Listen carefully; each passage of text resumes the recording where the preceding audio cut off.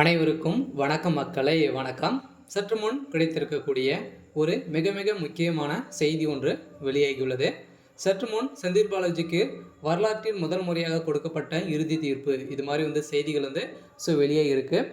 இதை பற்றி தான் இந்த வீடியோவில் நம்ம முழுமையாக பார்க்க போகிறோம்.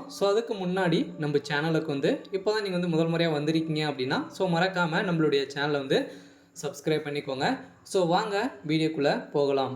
செந்தில் பாலாஜி அவர்கள் பார்த்தீங்கன்னா ஓவராலாகவே 476 நாட்களை புழல் சிறையில் இருந்து வந்தார் இல்லையா. இந்த நிலையில் பார்த்தீங்கன்னா செந்தில் பாலாஜிக்கு இன்று பார்த்தீங்கன்னா அவருக்கு ஜாமீன் கொடுக்கப்பட்டிருக்கு. அந்த ஜாமீனில் பார்த்தீங்கன்னா அவருக்கு எப்படி ஜாமீன் கொடுத்துருக்காங்க அப்படின்னா நிபந்தனை அடிப்படையில் தான் அவருக்கு ஜாமீன் கொடுத்துருக்காங்க. அவர் பார்த்தீங்கன்னா ஊழல் செய்யலை அப்படின்ற மாதிரி அவருக்கு தீர்ப்பு கொடுக்கல. அவர் வல்லவர் அப்படின்ற மாதிரியும் தீர்ப்பு கொடுக்கல. இருந்தாலும் அவருக்கு நிபந்தனை அடிப்படையில் தான் கொடுத்துருக்க நிலையில் திமுக பெரும் கொண்டாட்டத்தில் இருக்காங்க இல்லையா.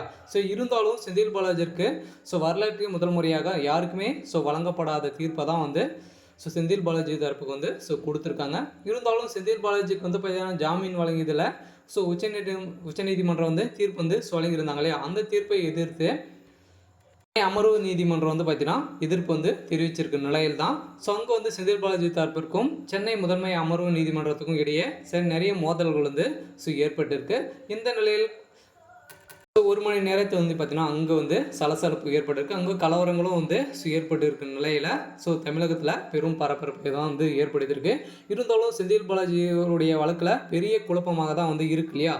இருந்தாலும் செந்தில் பாலாஜி அவர்களுக்கு அவருடைய வழக்கில் அமலாக்கத்துறைக்கு பார்த்தீங்கன்னா நீதிமன்றம் அதிரடியாக ஒரு உத்தரவு போட்டிருக்காங்க. அந்த அவருடைய வழக்கில் மீண்டும் முறையாய்வு செய்யணும். அவர் சம்மந்தப்பட்ட அனைத்து இடங்களிலும் சோதனைகள் நடைபெற்று பக்காவான ஒரு எவிடன்ஸ் ரெடி பண்ணி அமலாக்கத்துறைக்கு நீதிமன்றம் உத்தரவு போட்டிருக்காங்க. செந்தில் பாலாஜி அவர்கள் பார்த்தீங்கன்னா இப்போ எந்த டைம்லலாம் கைது செய்யறதுக்கான அனைத்து விதமான ரைட்ஸும் அமலாக்கத்துறைக்கு கொடுத்துருக்காங்க. இதெல்லாம் பார்த்தீங்கன்னா செந்தில் பாலாஜி அவர்கள் நிபந்தனை அடிப்படையில் தான் இருக்கார் இல்லையா. அமலாக்கத்துறை எதனா எவிடன்ஸ் கிடைச்சிச்சு அப்படின்னா செந்தில் பாலாஜி அவர்களுக்கு 10 ஆண்டுகள் சிறை தண்டனை வழங்குறதுக்கான அனைத்து விதமான ஏற்பாடுகளும் நடந்திருக்கு. இருந்தாலும் செந்தில் பாலாஜி அவர்கள் பார்த்தீங்கன்னா இது வரைக்கும் 1.5 வருட காலமாகவே புழல் சிறையில் இருக்கார் இல்லையா. இதுக்கான காரணம் யார் அப்படின்னா திமுக தான் பார்த்தீங்கன்னா இதுக்கான காரணம் சொல்லியிருக்காங்க. இருந்தாலும் திமுகவுக்கு பார்த்தீங்கன்னா அவர் பயிராது பாடுபட்டு இருக்காரு. இந்த நிலையில் திமுக பார்த்தீங்கன்னா பட்டாசுகளும் வெடித்து அவர்கள் வரவேற்பு நடந்திருக்கு. இருந்தாலும் ஒரு செந்தில் பாலாஜியுடைய வழக்கில் என்ன நடக்க போகுது அப்படின்றத நம்ம வெயிட் பண்ணி பார்க்கலாம். இது மாதிரி அரசியல் சார்ந்த நிகழ்வுகளை தெரிஞ்சுக்கணும் அப்படின்னா மறக்காமல் நம்மளுடைய சேனலை சப்ஸ்கிரைப் பண்ணிக்கோங்க. தேங்க்யூ.